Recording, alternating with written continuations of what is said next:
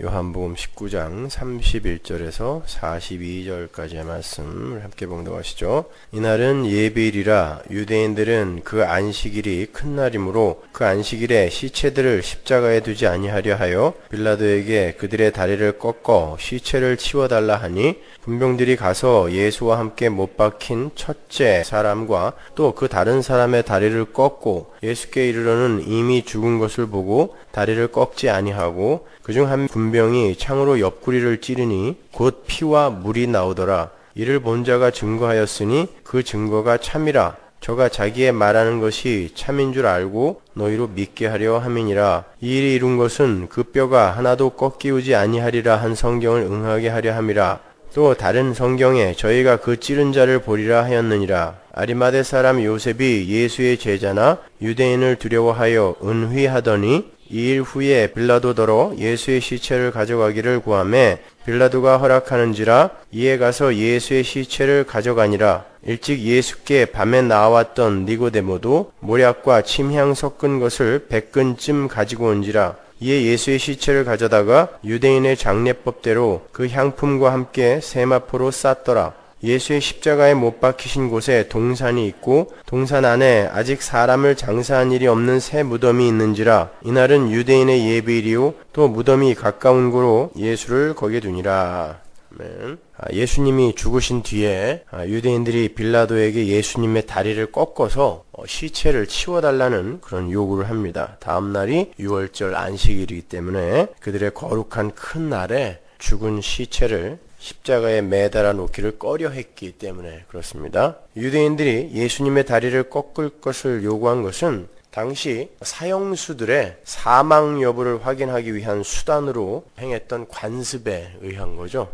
그들의 요구에 의해서 군병들이 가서 예수님과 함께 못 박힌 첫째 사람과 다른 사람의 다리를 꺾어요. 그러니까 쇠 몽치나 쇠 몽둥이를 갖고 십자가 아래로 가서 그 사람들의 무릎을 꺾어버리는 거예요. 그래야 혹시 그 주 예수가 살아있으면 이제 무릎이 꺾이니까 무릎으로 몸을 일으켜 세울 수가 없잖아요. 그러면 횡격막이 막혀서 질식해서 죽는 거예요. 그러니까 무릎을 꺾어버리는 거죠.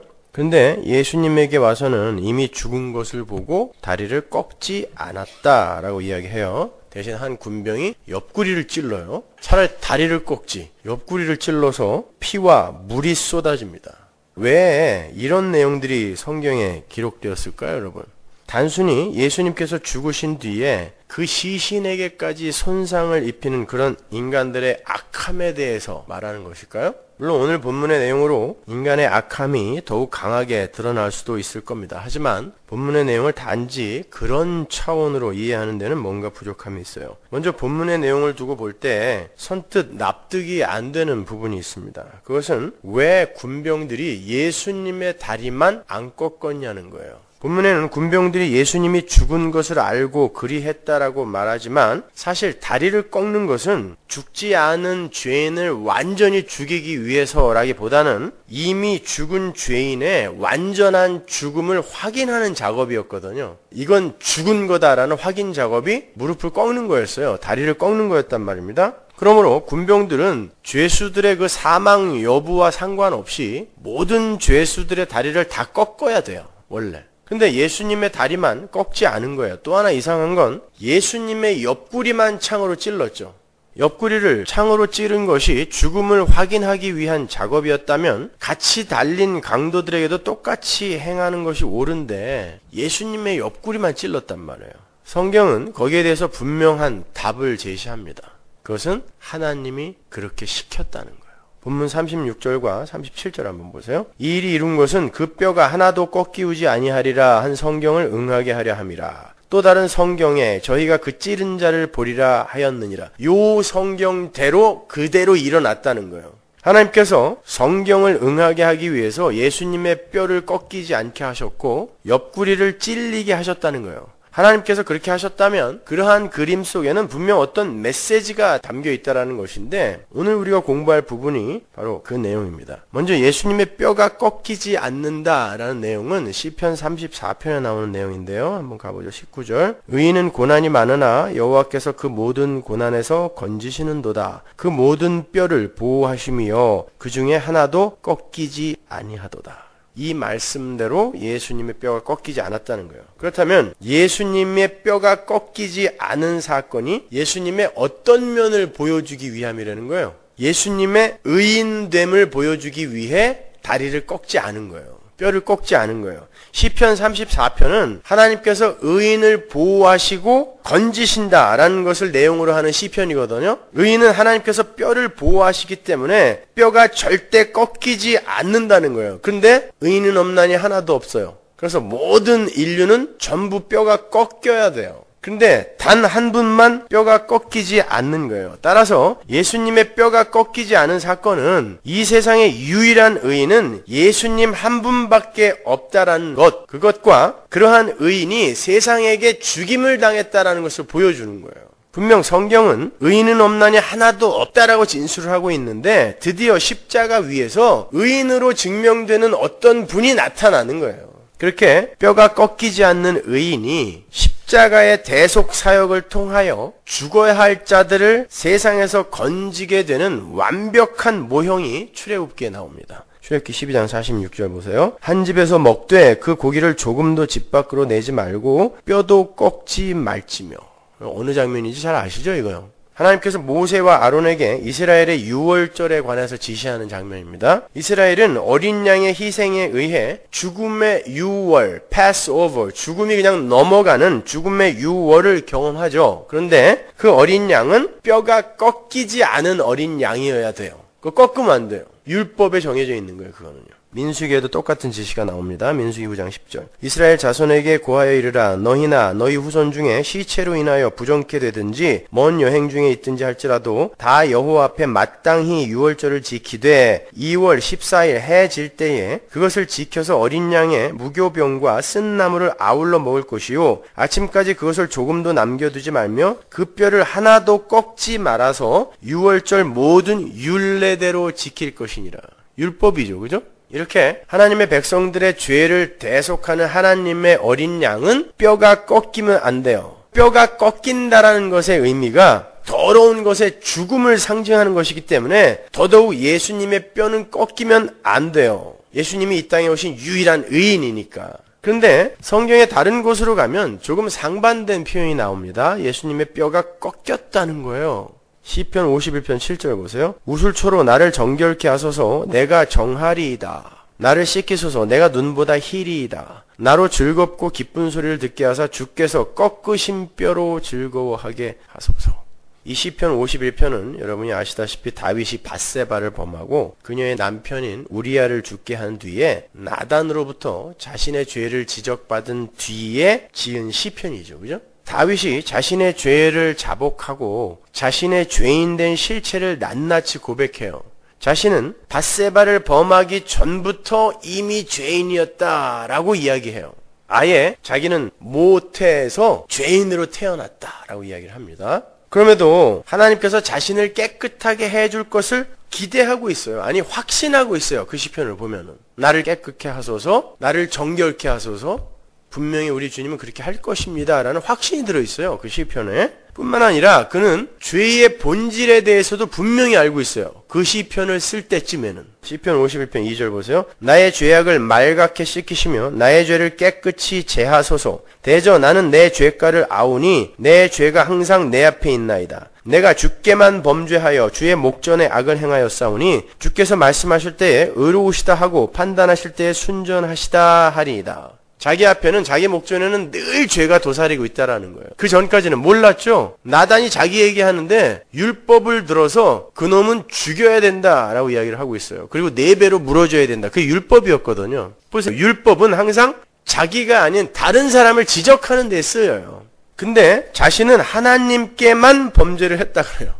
그럼 밧세바나 우리아는 뭐예요? 정작 피해자는 밧세바와 우리아 아닙니까? 그런데 다윗은 자신이 하나님께만 범죄했다 그래요. 이 세상에 유일한 피해자는 하나님밖에 없어요. 인간은 다 가해자입니다. 아닌데요, 나는 엄청난 피해를 보고 있는데 저 악당들한테. 아니에요. 그 사람도 가해자예요. 하나님을 죽인 가해자들이 모여 사는 곳이 이 세상입니다. 인간은 원래 죽은 흙이기 때문에 피해를 입을 게 없어요, 원래가. 근데 피해자라고 착각하고 있는 거지. 인간들은 다 가해자예요. 100%. 그러니까 죄라는 건 인간들의 선악 구조에 의해서 인간들의 판단으로 규정되어지는 게 아니라 하나님과 피조물 사이에서 통용되는 개념인 거예요. 죄는. 인간과 인간 사이에서는 죄라는 개념이 통용이 안 돼요. 하나님과 인간 사이에서만 죄라는 개념이 통용되는 거예요. 선악과를 따먹은 인간들은 인간 자신의 존엄을 최고의 가치로 생각하기 때문에 인간이 인간에게 저지르는 행위만을 죄로 간주하죠. 인간이 최고니까. 그러나 성경은 그런 것을 가리켜 죄의 증상이라고 이야기를 하지 죄의 본질이라고 이야기하지 않아요. 죄는 피조물이 하나님의 자리에 앉아서 하나님께 불순종하는 것을 말해요. 그걸 죄라 그래요. 그게 유일한 죄예요. 하나님과 인간 사이에서의 죄. 따라서 이 땅에서 가시적으로 보여지는 것 중에 저건 진짜 죄다라고 단정하여 규정할 수 있는 것 딱 하나밖에 없어요. 뭘까요? 예수 안 믿는 거예요. 그걸 성령 회방죄라고도 이야기해요. 목사 말 안 듣는 게 성령 회방죄가 아니라 예수 안 믿는 게 성령 회방죄예요. 그것만 용서 못 받아요. 예수를 믿는다라는 건 나라는 존재의 그 무가치함과 무력함을 인정하는 것을 전제로 하는 것이죠. 그러니까 믿는 거예요. 다른 존재를 믿는 거 아닙니까? 그렇죠?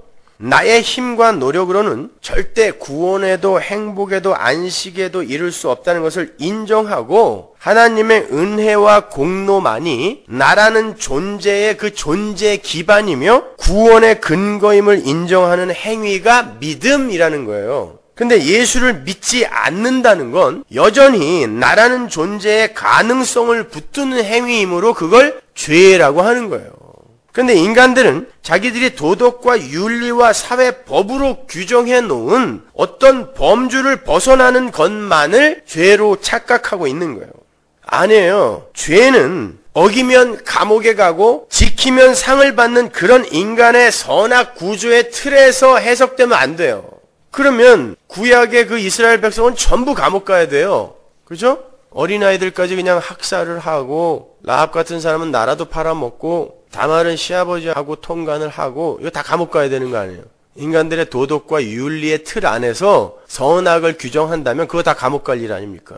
근데 하나님은 그걸 죄라고 하지 않는다니까요. 죄는 단 하나. 인간이 하나님을 의지하지 않고 지 맘대로 살겠다고 나설 때 그걸 죄라고 해요. 하나님 절대 의존적 존재가 하나님을 의존하지 않는 거. 그게 죄란 말입니다. 아무튼 모든 인간은 날 때부터 그런 죄인으로 태어나요. 선악과를 먹었거든요. 그런데 다윗이 자신의 죄인됨을 고백하면서 용서의 근거로 제시한 게 꺾으신 뼈란 말이에요.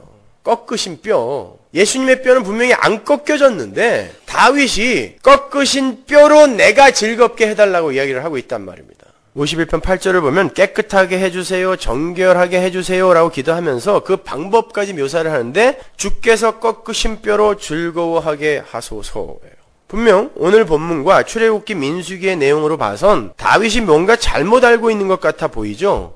예수님의 뼈는 꺾이면 안 되잖아요. 근데 다윗은 예수님의 뼈가 꺾이셨다라고 표현을 하고 있는 거예요. 그게 복음입니다. 예수님은 의인이세요. 그래서 그분은 점도 없고 흠도 없는 제물이 될 수 있어요. 그분만. 유일한 제물이에요. 하나님 앞에 용납되어질 수 있는 제물은 예수님 한 분밖에 없어요. 점도 없고 흠도 없는 의인은 그분 딱 한 분이니까. 그런 면에서 그분의 뼈는 꺾이면 안 돼요. 그래서 안 꺾는 거예요. 근데 그분이 우리의 죄가 되셔서 완전한 죽음으로 들어가셔야 되죠. 뼈를 꺾는다는 게 무슨 의미라고 그랬어요? 히브리 사람들에게 있어서 완전한 죽음의 확인을 이야기하는 거예요. 그분의 완전한 죽음으로 말미암아 내가 살아나는 거군요를 다윗이 안 거예요. 그래서 주께서 꺾으신 뼈로 나를 즐겁게 하소서라고 이야기하는 거예요. 그러니까 예수님의 뼈가 십자가 위에서 꺾이지 않은 건 그분이 의인이라는 증거고, 그러나 그분이 완전히 죽었다라는 건 우리의 뼈가 꺾여져야 할 그 자리에서 그분이 꺾였다는 거예요. 그래서 다윗이 꺾으신 뼈로 나를 즐겁게 하소서라고 이야기를 하는 것입니다. 이해가 가시죠? 두 번째로 예수님의 옆구리가 찔린 사건에 관해서 살펴보겠습니다. 왜 예수님의 옆구리만 창에 찔려야 되는가? 그것도 역시 구약에 예언이 되어 있는 사건이어서 스가랴서 12장으로 가보세요. 10절 내가 다윗의 집과 예루살렘 거민에게 은총과 간구하는 심령을 부어주리니 그들이 그 찌른 바 그를 바라보고 그를 위하여 애통하기를 독자를 위하여 애통하듯 하며 그를 위하여 통곡하기를 장자를 위하여 통곡하듯 하리로다. 바로 이 말씀의 성취를 위해서 예수님의 옆구리가 군병들의 창에 찔린 거예요. 근데 잘 보시면 예수님의 찔림을 바라보고 찌른 자를 바라본다 그랬으니까 예수님의 찔림을 바라보고 애통하게 되는 그런 자들은 무엇을 받은 자라 그래요? 하나님의 은총을 받은 자들이라 라고 이야기하고 있잖아요. 하나님께서 누군가에게 은총과 간구하는 심령을 부어주셨을 때 나타나는 현상이 자신이 찌른 자를 예수를 바라보게 되고 그렇게 찔려 돌아가신 분을 위해 애통하게 된다라는 거예요. 그게 스가랴서 12장 10절이거든요. 근데 그 애통이 어떤 애통이냐 하면 독자를 잃어버린 애통 그리고 장자를 잃어버린 애통과 같을 거라는 거예요. 여러분 하나님의 은혜를 받으셨죠? 은총이 은혜예요. 은혜 받은 분들 맞아요? 그러면 하나님의 은혜를 받으면 어떻게 된다 그래요? 내가 예수님을 찌른 자구나를 직시하게 되고 그것으로 인하여 애통하게 되는 거예요. 근데 어떻게 어느 정도로 애통하게 되냐면 내 맏아들이 죽었을 때처럼 애통하게 된대요. 진짜 그러시냐고요. 맏아들이 아직 안 죽어봐서 모르죠. 그게 얼마나 슬픈지. 그러나 이렇게 추측해보면 그게 얼마나 고통스러울지 가히 짐작이 가시죠. 근데 내가 예수를 찌른 죄인이라는 것이 그 정도로 여러분의 가슴을 아프게 하나요? 그걸 신앙생활이라고 그래요. 그 정도로 아픈 상태로 내가 내 죄를 점점 더 선명하게 바라보게 되는 그 과정을 신앙생활이라고 하는 거예요. 그래서 여러분은 여러분 자신에게 점점 악당으로 폭로가 돼야 돼요. 인식이 돼야 돼요. 그렇게. 아닌데 난 예수 믿고 참 많이 발전했는데 그 사람은 절대 애통 못해요. 나는 괜찮은 사람인데 이 정도 사람을 위해서는 예수가 죽어도 괜찮다라는 쪽으로 간다니까요. 그러면요. 절대 인간은 그쪽으로 못 가요. 갈 수가 없어요. 성도는요. 예수님은 그러한 애통을 하는 자들을 복 있는 자라고 선언해버리시죠. 어디서? 산상수훈에서. 마태복음 5장 4절 보세요. 애통하는 자는 복이 있나니 저희가 위로를 받을 것이오. 여기서 애통하다라고 번역이 된 헬라어 펜테오가 울부짖다, 통곡하다라는 뜻이에요. 자기 자식이 죽었을 때 세상에 이런 악당들이 이렇게 많은데 왜 하필 내 자식입니까? 라고 부르짖을 때 그때 쓰는 단어가 애통이에요. 펜테오. 그러니까 우리가 예수님의 죽으심을 그 찔린 모습을 보고 애통한다라는 건 이 세상에 진짜 악당은 난데 왜 예수가 죽어야 됩니까? 라는 인식이 있다라는 거예요. 그게 애통이에요. 되지도 않는 눈물 질질 짜면서 괜히 쇼하는 거 말고 신세 한탄하면서 눈물 흘리는 거 그런 거 애통 아닙니다, 여러분. 진짜 내가 얼마나 큰 죄인인지를 절실하게 자각을 하고 내가 죽어야 하는데 내가 지금 당장 지옥 가야 되는데 왜 그 예수님이 죽으셔야 했는가? 그걸 고백하는 걸 애통이라 그래요. 그게 되냔 말이에요. 잘 안 되잖아요. 그걸 성취해 가는 걸 하나님의 열심이라고 하는 거예요. 그러니까 이 세상에서 성도는 뭔가 업그레이드 되어서 하나님이 기뻐하시는 자로 개발이 되는 게 아니라 나는 얼마나 큰 죄인인가를 알아가는 그 자리로 성숙되어져 가는 거예요. 성도는요. 근데 그 자리로 가기는커녕 근사한 착한 일, 선한 일들로 자기를 계속해서 위장하죠. 뽀샵하는 거예요, 자기를. 거기에 하나님의 말씀이 엑스레이로 쫙 비치는 거예요. 아니야. 너는 악당이야. 그래서 제가 그러는 거예요. 말씀은 우리가 읽는 게 아니라 말씀이 우리를 읽어내는 거라고. 말씀은 우리가 해석해서 지키는 게 아닙니다. 말씀이 우리를 해석하여 죄인으로 폭로시키는 거예요. 그러니까 말씀이 떨어지면 그 말씀이 여러분에게 가서 여러분을 죄인으로 계속 해석하여 여러분 마음속에 심어줘야 돼요. 그 해석을. 우리가 성경을 읽으면 그것은 교만으로 쌓이게 되지만 성경이 나를 읽을 때 우리는 회개하게 된다라고 이야기하는 거예요. 근데 열심히 성경 배워서 암송하여 지키겠다고 난리예요. 지켜지냔 말이에요, 그게. 지키긴 지키죠. 약발 있을 때까지만. 그걸 벼르는 거라고 한다니까요, 그거를. 그런 거 요구하는 거 아니에요. 하나님이 고작 그런 걸 요구하시겠어요? 예수의 피를 부어서? 아니란 말입니다, 여러분. 그 예수만 의지하라고, 그분의 공로만 의지하라고 예수를 이 땅에 보내신 거란 말이에요.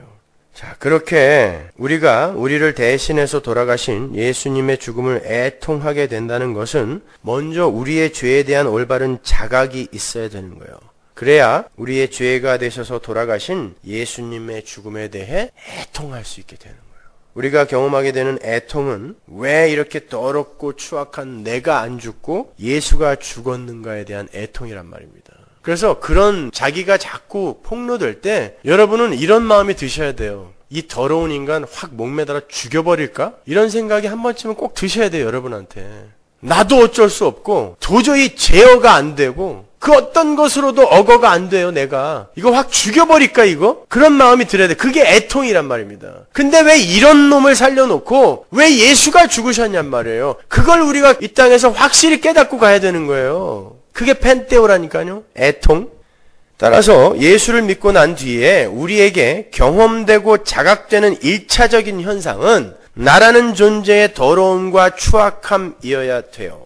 그렇잖아요. 이 중에 누가 나라는 존재의 그 더러움과 추악함을 깨닫고 아, 나에게는 예수가 필요하구나 하고 돌아온 사람이 누가 있어요? 멍하니 살고 있었는데 하나님의 은혜가 폭력적으로 뚫고 들어온 거 아니에요, 우리 안에. 그러면 그때부터 시작되어야 될 게 뭐냐고요. 왜 나에게 은혜가 그렇게 폭력적으로 뚫고 들어올 수밖에 없었는지를 깨달아야 되는 거 아니에요, 그때부터. 그러니까 그때부터 내가 얼마나 죄인인가가 이제 드러나기 시작한다니까요. 죄에 대하여, 의에 대하여, 심판에 대하여 누가 우리에게 가르쳐요? 성령이 들어오는 순간 우리는 구원을 받지만 그때부터 죄가 무엇인지를 처절하게 깨닫게 되는 거예요. 처절하게. 그래서 예수를 믿으면 금방 성자가 되는 게 아니라 점점 자신에 대해서 자신이 없어져야 맞아요. 그래도 예배당 안에 너무 잘난 인간들이 많아가지고 밖에서 예수를 믿고 싶어하는 진짜 죄인들이 차마 못 들어와. 이런 내가 어떻게 그 예배당에 가서 예배를 드리냐고.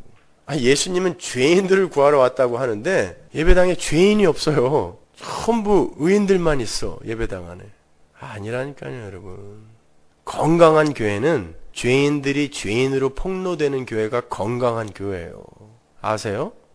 무슨 회의 절차가 민주적이고 재정이 투명하고 이게 건강한 교회가 아니라 죄인이 죄인으로 올바르게 폭로되는 거, 위장이 벗겨지는 교회를 건강한 교회라고 하는 거예요. 그러니까 교회론부터 다시 배워야 돼요.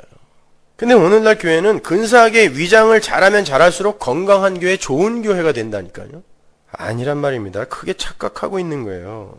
로마서로 가서 사도 바울의 애통이 어떻게 나타나고 있는지 한번 보자고요. 로마서 7장 21절. 그러므로 내가 한 법을 깨달았노니 곧 선을 행하기 원하는 나에게 악이 함께 있는 것이로다. 내 속사람으로는 하나님의 법을 즐거워하되 내 지체 속에서 한 다른 법이 내 마음의 법과 싸워 내 지체 속에 있는 죄의 법 아래로 나를 사로잡아 오는 것을 보는도다. 오라 나는 공고한 사람이로다. 누가 이 사망의 몸에서 누가 나를 건져내랴. 우리 주 예수 그리스도로 말미암아 하나님께 감사하리로다. 그런즉 내 자신이 마음으로는 하나님의 법을, 육신으로는 죄의 법을 섬기노라.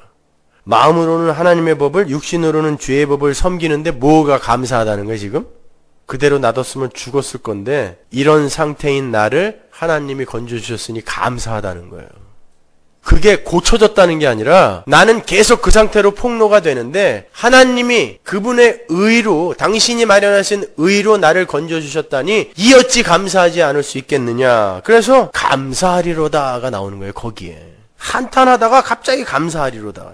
사도 바울은 하나님의 부르심을 입은 이후에도 자신이 예수를 찌른 자라는 것을 지속적이며 반복적으로 폭로당하고 있었다는 말이에요. 그런데 자신에게 복음이 이해되어지자 그 애통이 감사로 바뀌더라는 것입니다. 죄에 대해 애통하는 것은 감정의 상태를 말하는 게 아니에요. 감정적 동요와 분위기에 의해서 눈물을 흘린다고 해서 죄에 대해 애통한다고 말하지 않아요. 애통함은 나의 죄로 인해서 의인이신 예수님이 죽으셨음에 대한 신자의 반응을 이야기하는 거예요. 올바른 반응. 따라서 진정한 애통함이 있는 신자는 예수님의 희생에서 긍휼과 자비하심, 은혜를 보게 되고 거기서 기뻐하게 되는 거예요. 그래서 애통과 감사와 기쁨은 함께 움직이는 거예요. 이렇게 하나님이 신자에게 은총을 부어주시면 신앙에 열심히 생겨서 교회 일에, 착한 일에 더욱 부지런해지는 것이 아니라 1차적으로 내가 찌른 분을 바라보게 되는 거예요. 그게 스가랴서 12장 10절이란 말입니다. 근데 지금 십자가에 달린 예수님이 군병에 의해 옆구리를 찔렸어요. 왜 찔렀겠냔 말이에요. 니들이 찔렀다라는 것을 가르쳐주기 위함입니다. 그래서 스가랴서의 그 내용을 십자가에서 그대로 재현해 내시는 거예요. 교회들아, 니들이 찔렀다는 거 알아? 물어보시는 거예요. 진짜 알아? 내가 은총을 내리면 반드시 그가 찌른 자를 바라보게 된다고 했는데 너 진짜 보고 있냐고. 그거 물어보시는 거예요. 정리를 하면 하나님이 예수님의 다리를 꺾지 않게 하심으로써 십자가에서 죽으신 예수님이 죄인된 자를 위해 보내신 의인이라는 것을 가르치시는 거고요. 창으로 옆구리를 찌르게 하신 것은 바로 우리가 의인을 찌른 자임을 가르치시기 위함이란 말이에요.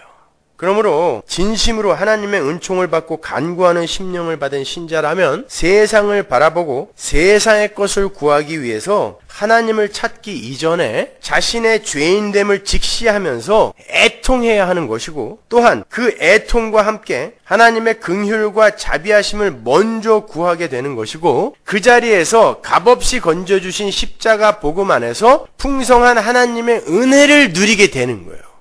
생각해보세요. 내가 지금 은총을 받고 내가 찌른 자를 바라보고 있어요. 내가 찔렀군요. 내가 찌른 자를 바라보고 있어요. 그러면서 애통하고 있단 말입니다. 근데 그 애통과 함께 부자 되게 해주세요. 소원 들어주세요. 이게 같이 나올 수 있는 거냐고요. 상식적으로. 네? 이 애통이 없는 거예요. 오늘날 교회에. 그 말은 자기가 죄인이라는 것을 절절하게 깨닫는 이들이 별로 없다는 뜻입니다.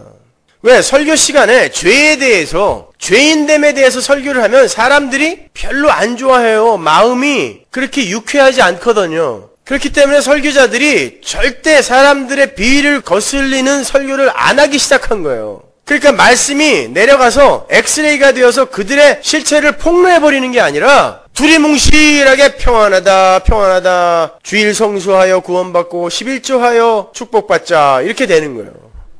누이 좋고 매부 좋고, 교회는 재정 튼튼해져서 좋고, 앉아있는 사람은 죄책감 안 들어서 좋고. 그러니까 애통이 없어지니까 소원이 난무하는 거예요. 희망이 난무하는 거예요.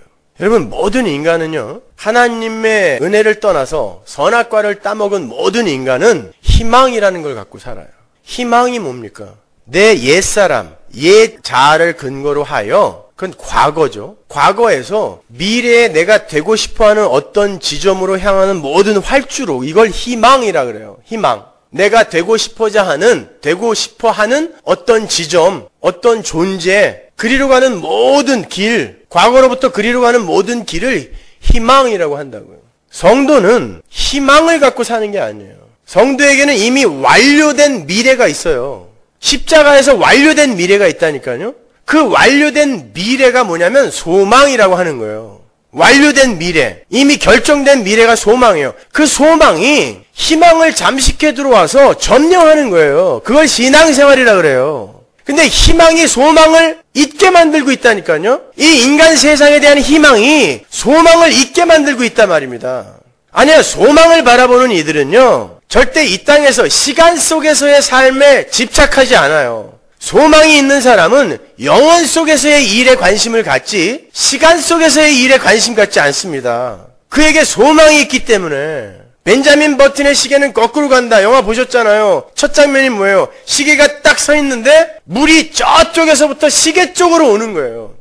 그게 성도의 시간관이어야 돼요. 이미 완료된 미래가, 천국이라는 완료된 미래, 구원이라는 완료된 미래가 나에게 결정이 되어 있는데, 나는 지금 거기서부터 쏟아져 내려오는 그런 하나님의 완료된 그 소망을 여기서부터 거슬러 올라가며 그냥 경험하는 거예요. 지점을 이 지점 저 지점 겪어가면서. 그래서 성도는 이 땅에서 그 종결된 소망의 자리, 그 자리로 이렇게 선으로 이동하는 거란 말입니다. 그 선으로 이동하는 그 중간에 거치는 점들은 선에게 종속되는 점들이어야 되는 거예요. 그러니까 주된 목적은 이 선을 통하여 나는 종결된 완료된 소망의 자리로 가는 거에 집중이 돼야 되는데, 이 소망이 없는 자들은 요 점에 집착을 하여 그 점 때문에 일희일비하는 삶을 사는 거예요. 시간 속에서의 일에 기뻐하고 슬퍼하고 애통해하고 이러면서 살면서 이 전체적인 선, 완료된 소망의 자리로 가는 선은 아예 관심도 없는 거예요. 그러니까 이들의 움직임, 동선은 그들이 집착하고 있는 점에 종속이 돼요. 그걸 정착민이라고 하는 거예요. 노마드가 아니라. 유목민, 나그네는 항상 이 자기가 거쳐가는, 찍고 가는 점들을 선에 종속시킨다니까요. 그러니까 여기에 관심이 별로 없어요. 내 관심은 움직여 가면서 결국 구원이라는, 하나님 나라라는 종착역에 도달하는 데에 관심이 있기 때문에 그걸 성도라고 하는 거예요, 여러분. 이렇게 우리 성도의 구원은 시작부터 끝까지 하나님의 은혜로만 말미암는 거예요. 우리의 미래는 십자가에서 이미 종결됐잖아요. 어디? 하나님 나라. 근데 무슨 미래를 또 그렇게 걱정하시는 거예요? 왜 여러분에게 예언이 필요합니까? 종결된 미래가 이미 소망으로 자리 잡고 있다면서요, 가슴속에. 순 거짓말인 거예요. 그러니까 미래가 궁금한 거예요. 그래서 예언 받으러 와라 그러면 그냥 줄을 나래비로 서는 거죠. 뭐가 알고 싶은 거예요, 도대체? 동쪽으로 가면 귀인이 나타난다, 뭐 이런 거? 이해를 할 수 없어요. 뭐가 알고 싶은 거예요? 사후 대책이 마련된 분들이 도대체 무슨 미래를 걱정하고 있어요? 자, 그렇다면 오늘 본문에 나오는 아리마대 사람 요셉과 니고데모의 행위는 무엇을 말하는가? 자, 구원의 처음부터 끝까지, 완료의 지점까지 전부 하나님의 열심에 의해 주도되어지고 성취되는 거라면 오늘 본문에 나오는 아리마대 요셉과 니고데모의 그 기특한 행위는 뭐냔 말이에요. 성도는 구원받은 이후에는 이렇게 목숨을 걸고 하나님께 헌신해야 된다라는 것을 가르쳐주는 걸까요? 그건 아닐 거 아닙니까? 근데 우리는 여태까지 그렇게 배워왔죠. 그죠? 아리마대 요셉은 모두가 다 무서워서 숨어 벌벌 떨고 있는 상황 속에서 예수님의 시체를 받으러 갔다. 그러한 목숨을 건 순교자적 신앙생활을 본받자. 그런데 계속 십자가의 은혜를 이야기하면서 거기에서 갑자기 이런 얘기가 튀어나오면 맞냐고요, 그게. 문맥상. 아닐 거 아닙니까, 여러분? 본문 38절로 가보세요. 아리마대 사람 요셉이 예수의 제자나 유대인을 두려워하여 은휘하더니 숨어 있었다라는 거예요. 그의 믿음을 아무에게도 이야기 안 했다는 뜻입니다. 어디 꽁꽁 숨어서 안 나왔다는 얘기가 아니라. 이후에 빌라도더러 예수의 시체를 가져가기를 구하매 빌라도가 허락하는지라 이에 가서 예수의 시체를 가져가니라. 일찍 예수께 밤에 나왔던 니고데모도 모략과 침향 섞은 것을 100근쯤 가지고 온지라. 자, 아리마대 사람 요셉이 제자였대요. 그 제자가 그 살벌한 현장으로 뛰어들어서 예수님의 시체를 요구하고 있어요. 우리는 이러한 요셉의 요구를 보면서 너무 서둘러서 죽음까지도 각오한 요셉의 용기를 본받자라는 결론을 내리는데 그건 큰 착각입니다. 성경을 자세히 보면 아리마대 사람 요셉과 니고데모를 통하여 성경이 던지고 있는 메시지는 그와 같은 사람 중심의 메시지가 아니라는 것을 알 수 있어요. 오늘 본문을 보면요. 아리마대 사람 요셉은 예수님의 제자였지만 유대인들이 두려워서 그것을 숨겼던 사람이라고 정확하게 이야기를 하고 있어요. 요한은 지금 아리마대 사람 요셉에게 돌아갈지도 모르는 독자들의 관심을 일부러 지금 끌어내리고 있는 거예요. 그는 겁쟁이였다는 거예요. 똑같은 병행 구절이 있는 마가복음으로 가보겠습니다. 마가복음 15장 43절. 아리마대 사람 요셉이 와서 당돌히 빌라도에게 들어가 예수의 시체를 달라 하니 이 사람은 존귀한 공회원이요 하나님의 나라를 기다리는 자라. 그는 산헤드린 공회원 중 한 사람이었어요. 그죠? 산헤드린 공회는 예수님을 죽이는데 앞장섰던 집단입니다. 그리고 산헤드린 공회가 어떤 사람의 사형을 결정할 때는 반드시 만장일치로 의결을 했다라는 것을 생각할 때, 감안할 때 그는 예수님의 제자였음에도 불구하고 예수님의 사형 결정 때에도 아무런 반대도 하지 못했던 사람임을 알 수 있죠. 그리고 43절 말미에 하나님의 나라를 기다리는 자라는 표현도 그의 신실함을 나타내는 표현이 아니라 그도 다른 유대인들처럼 엉뚱한 하나님 나라를 기다리던 자였음을 나타내는 거예요. 당시의 유대인들은 너나 할 것 없이 전부 하나님 나라를 기다렸습니다. 전부. 유대인들은 전부 다 하나님 나라를 기다렸단 말이에요. 근데 예수님께서 직접 하나님 나라로 이 땅에 오셨음에도 불구하고 아무도 그 나라를 못 알아봤죠. 예수님이 그랬잖아요. 회개하라. 하나님 나라가 왔다 그랬잖아요. 하나님 나라가 어디 있습니까? 여기 있다 저기 있다 할 것 없이 너희 중에 이미 와 있다 이야기했단 말입니다. 하나님 나라는 바실레이아는 통치라고 이야기를 했어요. 아무도 알아본 리가 없어요. 성경이 지금 하나님 나라로 이 땅에 오셨던 예수님의 죽음 앞에서 하나님 나라를 기다리는 자라고 이야기하는 건 이가 예수님을 못 알아먹었다는 얘기란 말입니다. 요셉이 다른 사람과 전혀 다를 바 없는 그냥 철저한 유대인이었다라는 것을 설명하는 거예요. 근데 너무 서둘러서 그가 하나님 나라를 기다리던 자였다라고 하니까 굉장한 신앙인이었나 보다 이렇게 추측을 하는 거예요. 하나님 나라는 지금 죽어 있단 말입니다. 근데 또 기다려요. 그게 유대인이었잖아요. 유대인들은 지금도 기다려요. 그래서 유대인들의 성경은 역대하가 끝이에요. 메시아가 와서 이 바벨론 포로를 끝내줄 거라 자기들 마음대로 상상하기 때문에 역대하가 끝이에요. 말라기가 끝이 아니라. 그처럼 철저한 유대인이 예수님의 시체를 요구해서 장사 지낸 것은요, 죽은 예수님에 대해 인간이 할 수 있는 최선의 것이에요. 잘 생각해 보세요. 지금 성경이 뭘 얘기하려고 하냐면 인간이 내놓을 수 있는 최선의 의로운 행위도 그게 죽은 예수에게 행하는 것이면 꽝이다를 이야기하는 거예요. 네, 죽은 예수에게 행할 수 있는 최대한의 것은 시체 가져다가 모략과 향품으로 잘 싸서 멋지게 장사 지내주는 거예요. 그리고 무덤에다가 놓고 뚜껑 닫는 거. 그죠? 보세요. 아리마대 요셉이 예수님의 제자였어요. 그럼 그가 예수님이 십자가에서 죽으시고 사흘 만에 부활해야 된다라는 말을 수없이 들었을 거란 말입니다. 그렇다면 이가 부활을 믿었다면 우리가 정말 본받아야 하는 신앙인으로서 그가 부활을 믿은 자라면 예수님의 시체 가져다가 무덤에다 갖다 놓고 문 닫으면 안 돼요. 장사 지내면 안 됩니다. 집에다 갖다 모셔놨어야죠. 살아날 건데, 이제 곧 살아날 건데 왜 무덤에다 갖다가 매장해요? 매장은 아니죠. 왜 갖다 넣냔 말이에요. 아니잖아요. 그렇죠? 그는 부활을 안 믿었어요. 아직 성령이 내려오기도 전이에요. 예수님이 부활하시기도 전이고 그때 인간들이 내놓는 행위를 한번 보시란 말이에요. 굉장히 멋지잖아요. 목숨까지도 걸어요. 근데 하나님이 그거 카운트 안 해주신다는 뜻이에요. 인간의 구원은 그러한 인간 측의 노력으로 주어지는 게 아니라 예수님의 죽으심과 부활과 승천으로 말미암은 성령 강림, 거기에서 시작된다는 걸 보여주는 거예요. 그래서 이렇게 근사한 인간들의 기특한 행위가 여기에 들어가 있는 거예요. 그러나 그건 아니다라는 것입니다. 자, 그래서 그의 등장과 예수님의 장사 지낸 바 되심이 성경에 예언이 되어 있었던 거예요. 이사야서 53장 9절 보세요. 그는 강포를 행치 아니하였고 그 입에 괴사가 없었으나 그 무덤이 악인과 함께 되었으며 그 묘실이 부자와 함께 되었도다.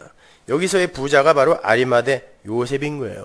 그는 그저 하나님이 교회에게 던지시는 어떤 메시지를 담고 있는 등장인물에 불과한 거예요. 우리가 본받아야 할 사람이 아니라니까요. 니고데모도 마찬가지예요. 오늘 본문을 보시면 요한이 굳이 니고데모를 밤에 찾아왔던 니고데모라고 그의 연약했던 모습을 폭로하죠. 아리마대 사람 요셉이 유대인들이 무서워서 은휘했다라는 말과 똑같은 말이에요. 그게 밤에 찾아왔었던, 살살 숨어서 왔다라는 거예요. 유대인들이 무서워서. 똑같은 그런 연약함을 폭로하고 있는 거예요. 39절 보세요. 일찍 예수께 밤에 나왔던 니고데모도 모략과 침향 섞은 것을 100근쯤 가지고 온지라. 그렇게 요셉처럼 유대인들이 무서워서 몰래 숨어 다녔던 니고데모가 모략과 침향 섞은 것을 100근이나 가져왔대요. 그건 33kg 정도 되는 거거든요. 33kg면 엄청난 거예요. 그때 당시에 왕, 임금들의 장례 때나 쓰는 그렇게 엄청난 양이에요. 그걸 니고데모가 가지고 왔다라는 것입니다. 지금 니고데모가 예수님을 왕처럼 장사 지내려고 하고 있는 거예요. 예전에 제가 요한복음 강의 앞부분에서 이 니고데모에 대해서 한번 설명을 해드렸는데 그때는 굉장히 긍정적인 그 설명을 해드렸죠. 오늘은 조금 다른 관점에서 제가 지금 설명을 해드리는 거예요. 그 어떤 주석가나 설교자도 이 부분을 그렇게 본 사람이 없어서 제가 조금 조심스럽기는 하지만 저는 이 아리마대 사람 요셉과 유대관원 니고데모의 행위 속에서 오늘날 행위만 무성한 교회의 모습을 봐요. 어차피 성경의 독자는 교회거든요. 여기에서 우리 교회가 얻을 메시지가 뭔지를 한번 잘 고민해 보자는 말이에요. 저는 아무리 수십 번을 읽어도 이건 다른 의미가 없는 것 같아요. 아리마대 사람 요셉과 니고데모는 예수님의 제자라고 하지만 예수님의 부활을 아직은 믿지 않고 있었어요. 그러니까 몰약과 향품을 예수님과 이렇게 둘둘 말아서 아예 그냥 꽁꽁 묶어서 무덤에다 갖다 쳐넣은 거예요. 니고데모하고 아리마대 요셉이 다른 사람이 그런 게 아니라 그들에게 있어서 예수님은 그냥 죽은 시체예요. 그러니까 그들이 슬픔 속에서 장사를 지내는 거예요.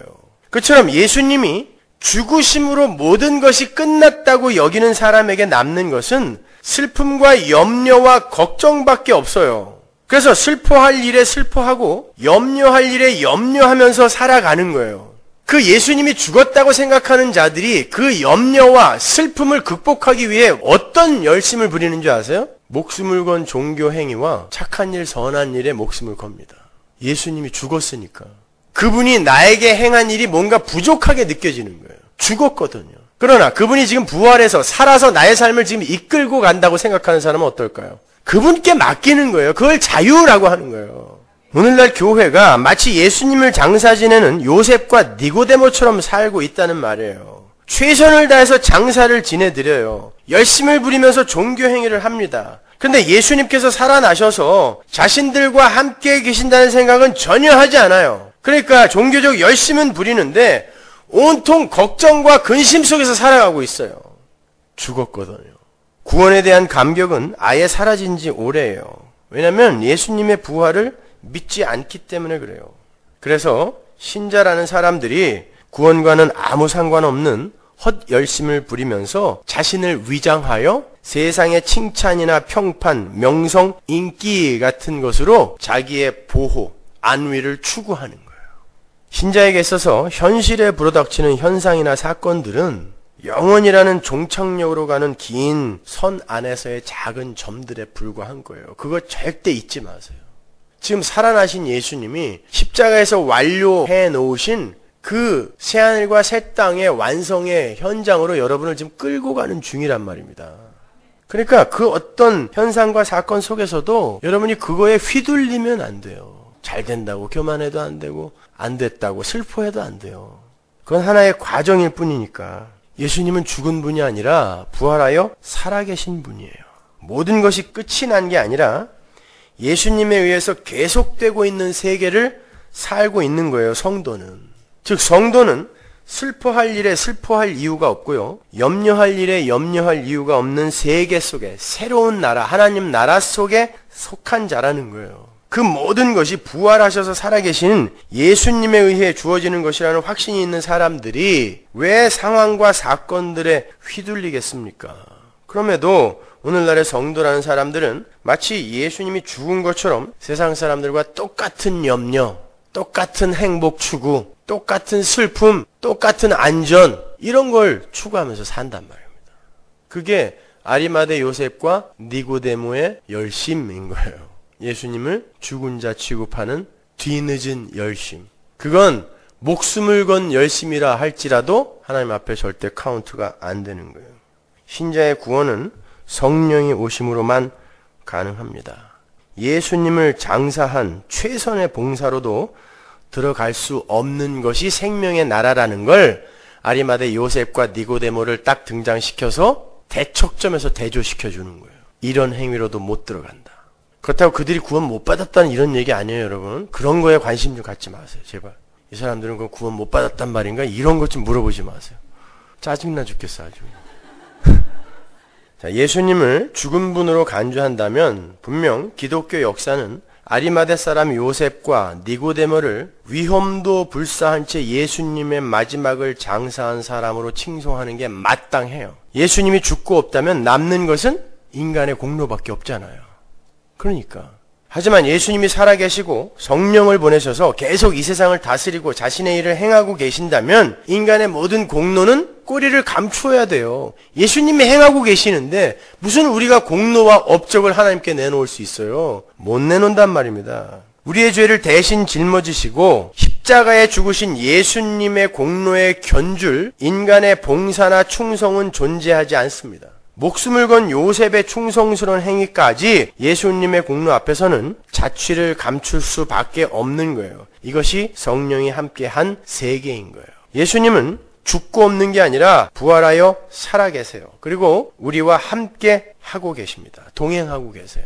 따라서 신자가 예수님을 죽고 없는 분으로 간주하지 않는다면 예수님 앞에서 할 수 있는 것은 예수님이 행하신 일에 대해 감사하고 기뻐하는 거예요.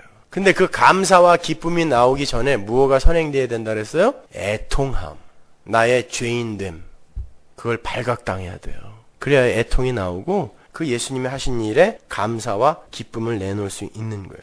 인간의 행위는 무너져 내리는 것입니다. 죽은 예수에 대한 봉사와 충성은 요셉처럼 시신을 장사하는 거지만 살아계신 예수님께 드리는 봉사와 충성은 뭐겠어요? 그분이 나에게 하신 대접을 내가 넙죽 받는 거예요. 그게 예수님을 대접하는 거라 그랬잖아요. 마태복음 7장. 네, 우리가 예수님께 드릴 수 있는 봉사와 충성은 그분이 행하신 일을 믿음으로 그냥 받는 것밖에 없어요. 그리고 그렇게 믿음으로 받게 되면 내가 부인이 되게 되고 그때 예수가 내 안에서 행하시는 일이 내 삶 속에서 나오게 되는 거란 말입니다. 그때 그 일은 진짜 착한 일이에요. 근데 그 앞부분을 전부 생략해버리고 그냥 열심히 하여 나의 자랑만 챙기고 있단 말입니다. 지금 교회가. 그래놓고 그냥 나 잘났어 하고 뭐 모델이 되는 교회, 표준이 되는 교회, 건강한 교회 헛소리들 하고 앉아있는 거예요. 그런 게 건강한 거면 건강한 절이 더 많아요. 건강하고 투명하고 깨끗한 절. 그게 우리의 목표 지점입니까? 천만의 말씀입니다, 여러분. 예수님을 죽은 분으로 간주하는 사람들은 세상을 보이는 대로 보게 돼요. 그래서 낙심하는 일이 생기면 그냥 그 낙심이 나에게 확 덮쳐버려요. 그러나 부활의 예수님을 믿는 신자는 세상을 보는 시각이 달라져요. 보이는 것이 전부가 아니고 주어진 상황이 참된 현실도 아니에요. 이 현실이 진짜 참된 현실이 아니라니까요. 여러분, 현실은 여러분의 희망을 이루는 이 현실, 이 희망은 언젠가 완료된 소망이 쭉 내려와서 탁 덮쳐지게 됐을 때 그 더럽고 왜곡된 것을 싹 뺏겨요, 소망한테. 그게 하나님 나라의 연속성과 단절성이라는 건데 여러분은 분명히 이 육신의 틀을 갖고 이거와 완전히 다른 어떤 이상한 외계인처럼 부활하는 게 아니란 말이에요. 예수님이 부활하셨을 때 인간처럼 부활하셨단 말입니다. 그리고 어떻게 봤을 땐 알아봤고 어떻게 봤을 땐 못 알아봤어요. 연속성이 있다라는 거예요. 그리고 예수님의 손에 옆구리에 흉터가 남아있었다라는 것은 천국에서도 그걸 그대로 갖고 산다는 게 아니라 연속성이 있다라는 것을 보여주는 거거든요. 그런데 이 하늘의 것이 덮쳐서 이 지금 우리가 갖고 있는 틀을 덮쳤을 때는 이 인간 세상에서 우리가 덕지덕지 붙여놓은 흠과 티가 싹 해체가 돼요. 녹아버린단 말입니다. 따라서 여러분은 하나님이 주시는 것만으로 사는 훈련을 하는 거예요. 신앙생활 동안에. 이 세상 것들로 여러분을 안전하게 하고 보호하며 여기서 행복을 추구하는 게 아니라 이처럼 예수님의 십자가 주의는 온통 무력함과 추악함으로 폭로가 되고 예수님만이 구원의 주체로 드러나는 거예요. 성경은 그렇게 풀리지 않으면 다 가짜예요. 예수로 풀리지 않는 성경은 다 가짜예요. 그래서 그 예수님 십자가 주위에 있는 사람들 이름이 온통 마리아인 거예요. 마리아밖에 없어요, 거기. 그죠? 다른 사람들도 있긴 있는데 그 사람들은 이름을 얘기 안 해요. 그냥 마리아만 얘기해버려요. 마태복음 27장 55절 보세요. 예수를 섬기며 갈릴리에서부터 쫓아온 많은 여자가 거기 있어 멀리서 바라보고 있으니 그 중에 막달라 마리아와 막달라 마리아는 성이 아니에요. 막달라 지역에 사는 마리아. 유대인들은 성이 없다 그랬어요. 하나님의 백성이라고 착각하고 살았기 때문에. 또 야고보와 요셉의 어머니 마리아와 또 세베대의 아들들의 어머니도 있더라. 보세요. 세베대의 아들들의 어머니도 분명히 이름이 있을 텐데 세베대의 아들들의 어머니 기분 나쁘게 이름을 안 쓰고 있잖아요. 그죠? 마리아만 쓰고 있어요.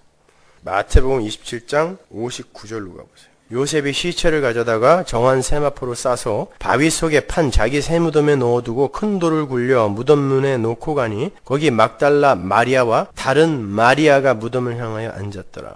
여기도 온통 마리아 1세기죠. 요한복음 19장 25절 보세요. 예수의 십자가 곁에는 그 모친과 이모와 글로바의 아내 마리아와 막달라 마리아가 섰는지라. 왜 성경이 십자가 주변에 있는 다른 사람들의 이름을 하나도 밝히지 않으면서 유독 마리아라는 이름만 반복하여 기록을 하는가? 이 마리아라는 이름은요, 히브리어 메리에서 파생된 히브리 여자들의 흔한 이름이에요. 그 마리아라는 이름의 히브리식 표기가 미리암이에요. 어서 많이 듣던 이름이죠. 미리암, 모세의 누이, 불순종으로 말미암아 문둥병이 걸렸던 모세의 누이 미리암, 그게 마리아예요.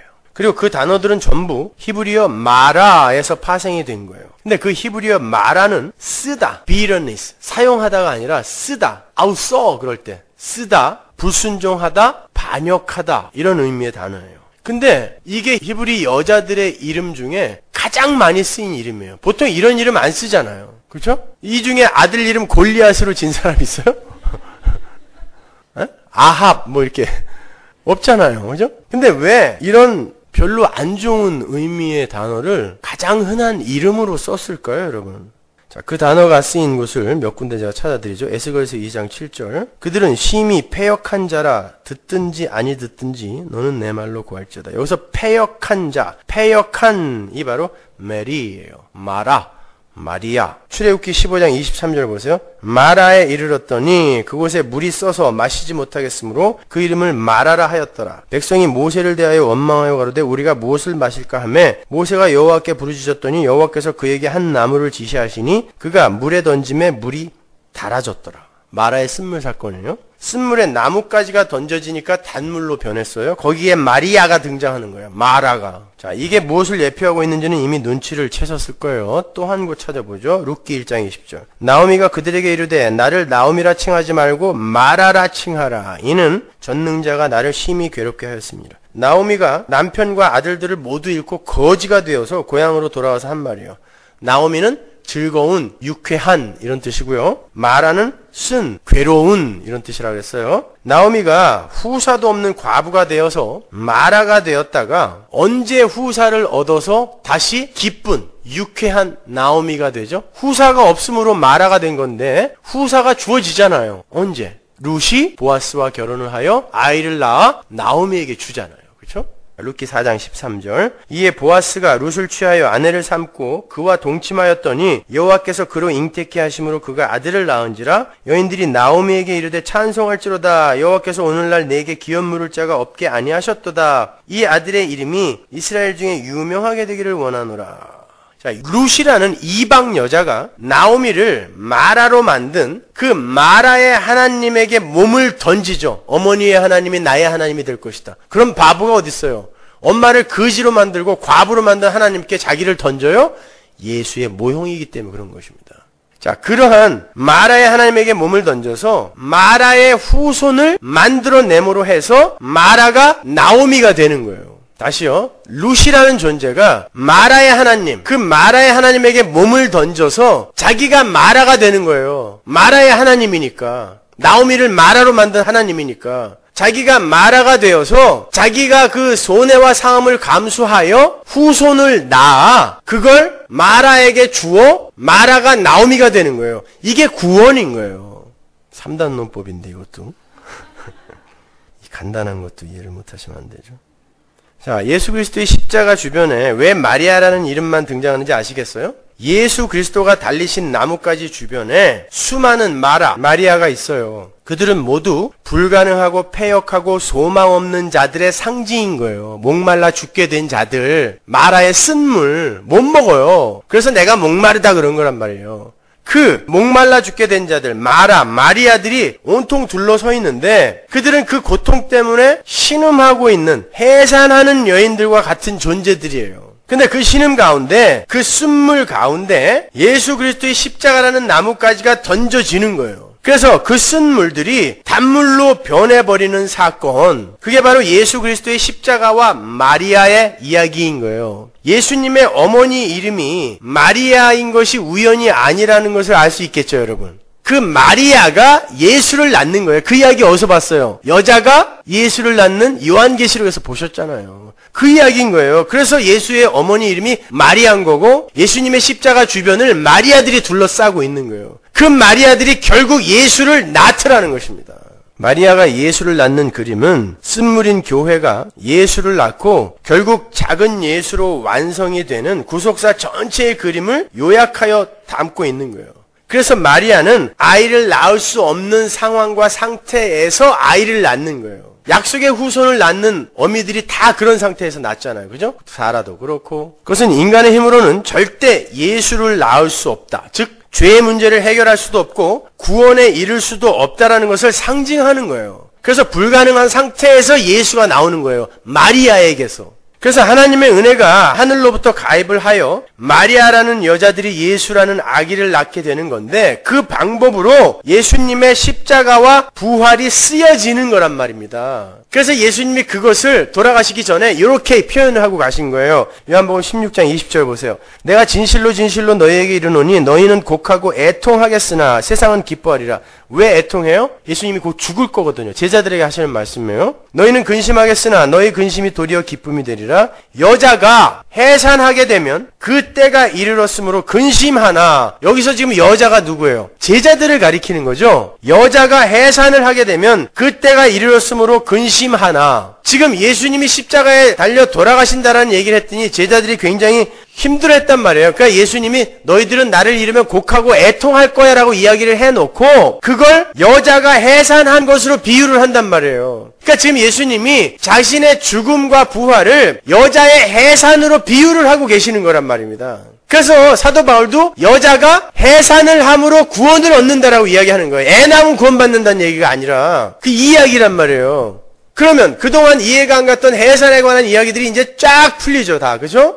12제자는 항상 12지파, 교회를 상징하는 거라 그랬어요. 그러니까 교회가 해산을 하게 되면 근심을 하나, 아이를 낳으면 세상에 사람 난 기쁨을 위하여 그 고통을 다시는 기억하지 않는다. 이 이야기인 거예요. 예수님은 자기 자신의 죽음과 부활을 교회가 낳는 아이라고 표현을 하고 계세요. 즉 마리아들의 구원을 위해서 예수가 죽으시는 것을 교회가 아이를 낳는다라고 한단 말입니다. 조금 쉽게 설명해 드릴게요. 우리가 죄인이기 때문에 마땅히 다 죽어야 하기 때문에 예수님이 오셨죠. 그리고 예수님이 오셔서 죽으시고 부활하시고 승천하신 거죠. 누구 때문에? 우리 때문에. 나를 구원하려고, 우리 교회를 구원하려고. 따라서 교회가 예수를 낳는다고 하는 거예요. 그래서 그렇게 교회가 예수를 낳게 되면 그 예수가 성령으로 우리 안에 뚫고 들어와서 우리의 옛사람을, 우리 안에 새 생명이 잉태가 되면 새 생명이 엄마를 먹잖아요. 그래서 막 망가진다고요, 여자들이. 근데 엄마들은 그걸 개의치 않아요. 망가지는 게 당연하거든요. 결국은 아이가 엄마를 다 먹어버리고 새 생명으로 탄생되는 거예요. 그게 또 예수를 낳는다고 하는 거예요. 그러니까 교회가 예수를 낳는다는 건 교회 때문에 예수가 오셨다라는 말도 되지만 그 예수에 의해 우리가 작은 예수화되어 결국은 예수로 완성이 된다. 하나님의 자녀로 완성이 된다라는 의미도 함께 갖고 있는 거란 말입니다. 이해가 가세요? 그래서 교회는, 여자는 예수를 낳는 거예요. 아이를 낳는 거예요. 그게 해산이란 말입니다.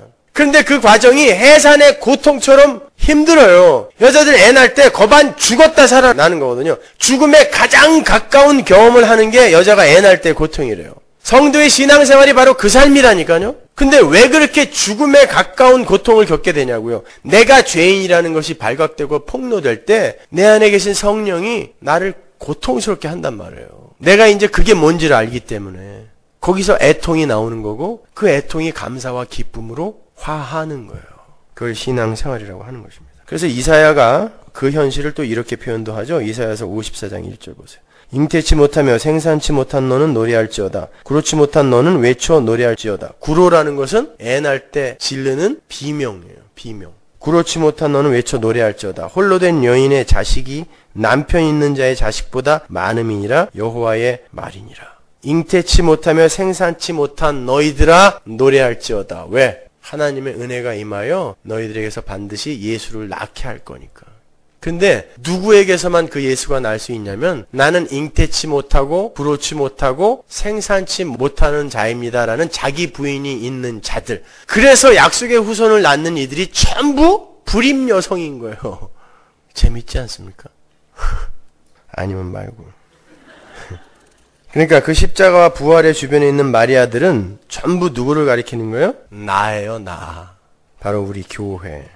그래서 예수 그리스도의 십자가 주위에는 단 하나의 이름 마리아만 등장하는 거예요. 이사야서 7장 14절 보세요. 그러므로 주께서 친히 징조로 너희에게 주실 것이라. 보라, 처녀가 잉태하여, 불가능한 자가 잉태하여 아들을 낳을 것이요 그 이름을 임마누엘이라 하리라. 아들을 낳을 것인데 그 아들이 낳아지면 어떻게 된다고요? 살아서 여러분에게 붙어있단 말입니다. 하나님이 나와 함께 계실지어다. 임마누엘이에요, 그게. 그래서 그 살아계신 하나님이, 부활하신 하나님이 여러분을 끌고 가시는 거예요. 그러니까 대단한 열심 안 부려도 돼요. 여러분을 보는 게 아니라 하나님은 여러분 안에 있는 예수를 보신다니까요. 근데 내 열심이 기각이 되면 예수의 열심이 나와서 더 열심을 부리게 되어 있어요. 그 열심은 절대 피곤치 않고 낭망치 않아요. 그리고 자랑으로 나오지도 않아요. 그거 하자는 거예요. 아무것도 하지 말자는 게 아니라. 자, 그렇게 예수님 십자가 주변에 질비하게 서 있던 마리아들이 어떻게 변하는지 보세요. 마라, 쓴, 불순종한, 괴로운, 이 마라가 어떻게 바뀌는지 보세요. 마태복음 28장 1절. 안식일이 다하여가고 안식 후 첫날이 되려는 미명에 막달라 마리아와 다른 마리아가 무덤을 보려고 왔더니 큰 지진이 나며 주의 천사가 하늘로서 내려와 돌을 굴려내고 그 위에 앉았는데 그 형상이 번개 같고 그 옷은 눈같이 희거늘 수직하던 자들이 저를 무서워하여 떨며 죽은 사람과 같이 되었더라. 천사가 여자들에게 일러 가로되 너희는 무서워 말라. 십자가에 못 박히신 예수를 너희가 찾는 줄을 내가 아노라. 그가 여기 계시지 않고 그의 말씀하시던 대로 살아나셨느니라. 와서 그의 누우셨던 곳을 보라. 또 빨리 가서 그의 제자들에게 이르되 그가 죽은 자 가운데서 살아나셨고 너희보다 먼저 갈릴리로 가시나니 거기서 너희가 배우리라 하라. 보라 내가 너희에게 일렀느니라 하거늘 그 여자들이 무서움과 큰 기쁨으로 무덤을 빨리 떠나 제자들에게 알게 하려고 다름질할세. 십자가와 부활로 고통 속에 절망 속에 좌절 속에 있던 마리아들에게 기쁨의 소식이 들려왔고요. 그들이 큰 기쁨으로 그 기쁨을 다른 이들에게 전하러 달려갔어요. 기쁨, 유쾌함, 뭐라 그랬어요? 나오미가 된 거예요. 마라가 예수의 부활로, 예수가 나아짐으로 말미암아 시편 2편에 너는 내 아들이라 오늘날 내가 너를 낳았다 라고 이야기하잖아요. 여호와의 증인들은 그걸 갖고 예수님이 피조물이라고 이야기하는데 그 이야기하는 거 아니에요. 바로 이 이야기하는 거예요. 새로운 피조물로 부활의 몸으로 예수님이 첫 번째 첫 열매로 등장하신 게 나은 거예요. 하나님이 낳았다라고 하는 거예요. 그 첫 번째 부활의 몸인 예수가 누구 때문에 부활을 한 거냐고요. 교회 때문에. 그러니까 예수는 교회가 낳은 거란 말이에요. 낳았더니 어떻게 됐어요? 기쁨. 마라가 기쁨을 갖고 그 기쁨을 전하러 튀어가더라는 것입니다. 나오미가 되는 거예요. 이걸 구원이라고 하는 거예요. 그러기 위해서는 여러분이 반드시 예수님의 그 무덤 문을 열고 무덤 안으로 들어가야 돼요. 그건 여러분의 무덤이기도 해요. 내 무덤이었잖아요, 거기가. 보세요. 무덤 안에, 무덤을 통과해야 그 안에 천국의 현실이 펼쳐지는 거예요. 무덤을 통과해서 들어갔더니 그 안에 천사들이 있었잖아요. 그리고 돌아봤더니 그 안에 예수가 있었단 말입니다. 우리 예수님, 주님과 천사들이 있는 곳이 어디예요? 새하늘과 새 땅, 하나님 나라를 상징하는 거예요. 예수님의 무덤을 열고 들어갔더니 그 무덤 저편에 바로 하나님 나라가 완성되어 있더라는 것을 보여주는 거예요. 괜히 천사들이 거기 앉아서 잡담하고 있었던 거 아닙니다. 그런 걸 제발 궁금해하지 마세요. 천사들이 날개가 있었다는데 그 날개는 어떻게 생겼을까? 여러분, 천사는 영이잖아요. 영이 무슨 날개가 있어요? 영은 안 보여요. 근데 성화 같은 거 그려놓으면 전부 그냥 날개를 이따만하게 그려놔갖고 얼마나 징그러울까요? 그게 진짜 달려있으면. 사람 몸뚱어리에 뒤에 날개가 이따만한 게 달려있는데 막 깃털도 있어 거기에. 그런 게 천사겠어요? 천사의 등에 날개가 달려있다는 건 천사는 하나님의 메신저로서 하나님의 뜻을 신속히 전하는 자라는 의미에서 날개라는 이야기를 하는 거지 날개 달고 날아다니는 거 아니라니까요. 자, 그런 영인 천사가 사람들 눈에 보였다는 게 무슨 의미겠어요? 하나님 나라의 현실이 무덤을 통과하여 펼쳐져 있더라는 걸 보여주는 거예요. 그래서 여러분은 이 세상에서 반드시 여러분의 무덤을 통과해야 돼요. 옛사람의 무덤. 그러니까 매일 죽는 거예요. 매 순간 죽어가는 거예요. 그래서 나중에 무덤문 딱 열면 거기에 하나님 나라가 쫙 펼쳐져 있게 되는 것입니다. 그게 자기 부인이고 자기 십자가 지는 삶인 것입니다, 여러분. 그렇게 이제 곧 사망으로 떨어지게 될 수많은 마리아들을 위해서 예수가 탄생하신 거예요. 그리고는 당신에게 맡겨진 모든 사명을 다 마치시고 십자가에서 다 이루었다. 테텔레스타이. 다 이루심을 선언하시고 부활하셔서 하나님 나라로 승천하신 것입니다. 그 이야기가 요한계시록 12장에 자세하게 그려져 있는 거죠. 1절 보세요. 하늘에 큰 이적이 보이니 해를 입은 한 여자가 있는데 이 여자가 누구죠? 교회. 우리 요한계시록 다 배웠잖아요. 그 발 아래는 달이 있고 그 머리에는 12별의 면류관을 썼더라. 이 여자가 아이를 베어 해산하게 되매 아파서 애써 부르짖더라. 이게 인간들의 현실이에요. 이 죄된 지옥 같은 이 세상의 현실. 아파서 부르짖는 거예요. 하늘에 또 다른 이적이 보이니 보라 한 큰 붉은 용이 있어 머리가 7이요 뿔이 10이라 그 여러 머리에 7 면류관이 있는데 그 꼬리가 하늘별 3분의 1을 끌어다가 땅에 던지더라. 용이 해산하려는 여자 앞에서 그가 해산하면 그 아이를 삼키고자 하더니 여자가 아들을 낳으니 이는 장차 철장으로 만국을 다스릴 남자라. 이게 누구예요? 시편 2편. 예수. 그 아이를 하나님 앞과 그 보좌 앞으로 올려가더라. 아이가 어떻게 됐어요? 아이가 교회에 의해 탄생하고 결국 하나님 앞으로 승천해 올라간 것까지 지금 여기 나오는 거예요. 그 이후에 어떻게 돼요? 그 여자가 광야로 도망하며 거기서 1260일 동안 저를 양육하기 위하여 하나님의 예비하신 곳이 있더라. 그게 여러분의 인생이에요. 이 광야 같은 인생 동안에 왜 예수님이 우리를 위해 이 땅에 오실 수밖에 없었는지를 양육받는 거예요. 배우는 거예요. 1260일이 뭐라고 했어요? 한때, 두때, 반때, 3달 반, 42개월? 우리 인생이에요. 역사라는 거예요. 그게 다니엘서 9장에서 배웠잖아요. 이렇게 예수님은 수많은 마리아들의 영생을 위해서 이 땅에 오셨고 결국 모든 일을 다 이루시고 하나님 앞으로 올라가셨어요. 그러한 온전한 예수님의 사역으로 인해서 우리에게 구원이 온 것이지 우리가 무언가 업적과 공로를 못해어서 구원을 성취한 게 아니에요. 우리가 할 수 있는 최선의 열심은 다 예수님, 죽은 예수 장사 지내는 것 이상 아무것도 없어요. 그러나 그건 하나님에게 전혀 카운트가 안 되는 열심들인 것입니다. 우리는 그러한 은혜의 현실을 말씀과 삶을 통해서 절절하게 경험하고 하나님과 화목한 자가 되어서 하나님 나라에 들어가게 되는 거예요. 그렇게 자신의 죄인됨을 폭로당하고 예수님의 은혜를 배우는 과정을 고난이라고 하는 거예요. 고난. 그러니까 그건 누구나 다 겪어야 돼요. 누구나 다 겪어야 돼요. 어떤 형태로든. 그래도 요런 고난만 조금 피하게 해주셨으면 좋겠는데.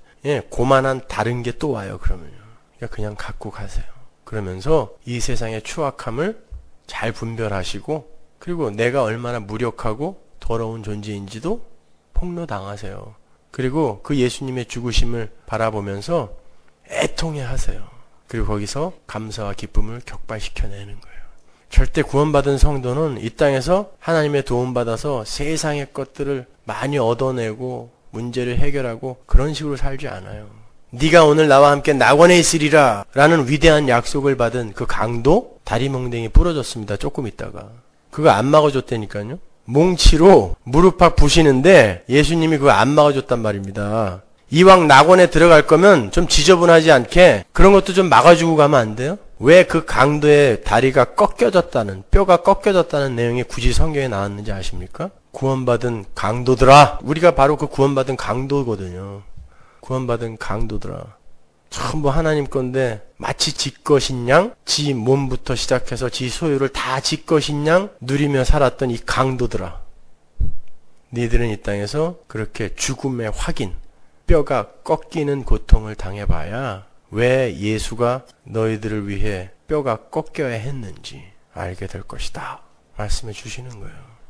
여러분의 무릎팍이 꺾이는 고통이 온다 할지라도 여러분 그건 다 하나님의 섭리 속에 들어가 있는 거니까 견디셔야 돼요. 살아내셔야 돼요. 그거 없애달라고 하시면 안 돼요. 기도하겠습니다.